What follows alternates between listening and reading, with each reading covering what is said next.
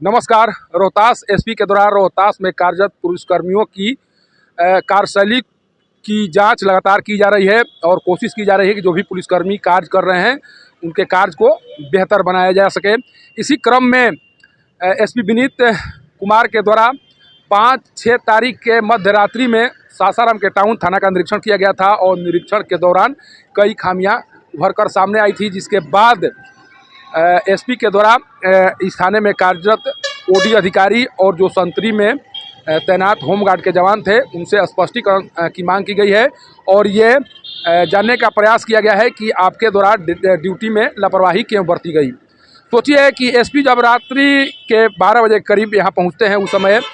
उन्हें लगता है कि यहाँ पर जो ओडी अधिकारी हैं या जो संतरी में होमगार्ड के जवान तैनात हैं उनके द्वारा अपने कार्य ठीक तरीके से नहीं किए जा रहे हैं, जिसके बाद उनके द्वारा एक्शन लिया गया। अगर एसपी यहाँ नहीं आए होते तो शायद ये जानकारी सामने नहीं आती और जो पुलिस की कार्यशैली है उसके बारे में लोगों तक ये जानकारी नहीं पहुंच पाती। लेकिन एसपी की रात्रि गश्ती के कारण जो यहाँ पुलिसकर्मियों के जो कार्य है या जिस तरह से पुलिसकर्मी कार्य कर रहे हैं उसका एक तरह से खुलासा हो गया है। ओडी अधिकारी के ऊपर थाना में आने वाले रात्रि में जितने भी लोग आते हैं फरियादी के तौर पर, उनकी समस्याओं को सुना जाता है और उसकी त्वरित निदान की कोशिश की जाती है। लेकिन जब ओडी अधिकारी ड्यूटी के दौरान गायब पाए जाएं या लापरवाही बरतते हुए पाए जाएं तो सोचिए रात्रि में आने वाले लोगों की समस्याओं का समाधान कैसे हो रहा होगा, ये जाना और समझा जा सकता है। सोचिए रात में जब एसपी यहाँ आते हैं उसके बाद जब उन्हें जानकारी मिलती है कि यहाँ पर ओडी अधिकारी नहीं है, संतरी के द्वारा लापरवाही बरती जा रही है, तो किस तरह का माजमा यहाँ चल रहा होगा या बहुत पहले से किस तरह से यहाँ पर ड्यूटी किए जा रहे होंगे, ये इस जो गश्ती है उसे समझा जा सकता है। सासाराम नगर थाना के ऊपर महत्वपूर्ण लोगों की सुरक्षा की जिम्मेवारी है, कारण कि यहाँ पर डीएम कार्यालय है। यहाँ से मात्र 1 किलोमीटर की दूरी पर डीएम आवास है, कार्यालय है। यहाँ पर एसडीपीओ बगल में एसडीपीओ का निवास है। इसके बाद में भी अगर थाना के अंदर इस तरह की लापरवाही बरती जा रही है तो सोचिए कि थाना के अंदर क्या कुछ चल रहा है। कहा जाता है कि जब किसी थाने के अधिकारी अगर लापरवाह होंगे तो उनके अंदर कार्य करने वाले अन्य सहकर्मी भी लापरवाह होंगे और कुछ इसी तरह का नज़ारा सासाराम के नगर थाना में दिखाई पड़ रहा है। अगर नगर थाना के थानाध्यक्ष लापरवाह नहीं होते तो शायद ओडी अधिकारी या संतरी पर जो भी तैनात हैं उनके द्वारा लापरवाही नहीं बरती जाती। जो अपने थाने परिसर की सुरक्षा नहीं कर सकता है उसे सासाराम शहर की सुरक्षा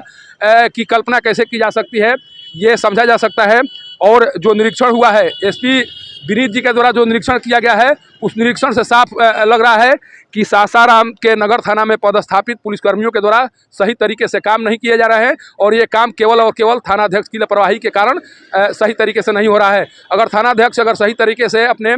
जो अधीनस्थ अधिकारी हैं या जो पुलिसकर्मी हैं उनसे काम लेते तो शायद एसपी के द्वारा जो निरीक्षण किया गया है उस निरीक्षण के दौरान अगर डेहरी नगर थाना के पुलिसकर्मी या 112 के पुलिसकर्मी अलर्ट में पाए जाते हैं और नगर थाना के पुलिसकर्मी सासाराम नगर थाना के पुलिसकर्मी केवल अलर्ट नहीं होते, ये समझा जा सकता है। लेकिन कहीं न कहीं यहाँ के थानाध्यक्ष की कार्यशैली के कारण लगातार सासाराम शहर में आपराधिक घटनाएं सामने आ रही हैं और अब एसपी को भी पता चल गया है कि सासाराम के नगर थाना में क्या कुछ चल रहा है, किस तरह से अधिकारी कार्य कर रहे हैं, पुलिसकर्मी के किस तरह से कार्य कर रहे हैं। और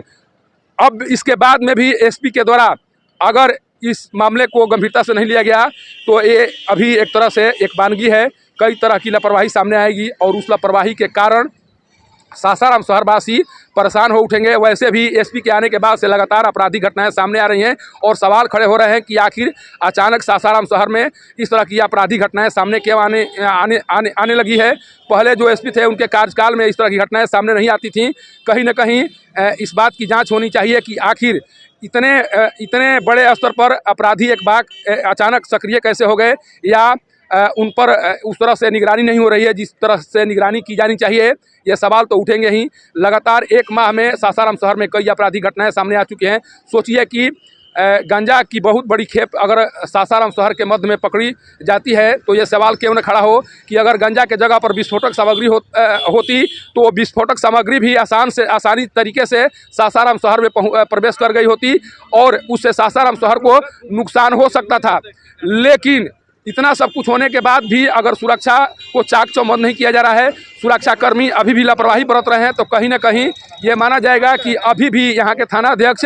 अपनी जिम्मेवारियों से एक तरह से बच रहे हैं। वो नहीं चाह रहे हैं कि सासाराम शहर में आपराधिक घटनाएं रुकें, सासाराम शहर की सुरक्षा चाक चौबंद रहे और सासाराम के जो नगर थाना है वहाँ के कर्मी सही तरीके से कार्य कर सकें। जब उनके परिसर में अगर लापरवाही बढ़ती हुई पाई जा रही है तो फील्ड में काम करने वाले अधिकारी किस तरह से कार्य कर रहे होंगे ये जाना जा सकता है। और इस बात से अंदाज़ा लगाया जा सकता है कि सासाराम शहर में आखिर आपराधिक घटनाएं क्यों बढ़ रही हैं और आपराधिक घटनाओं के पीछे का कारण क्या है।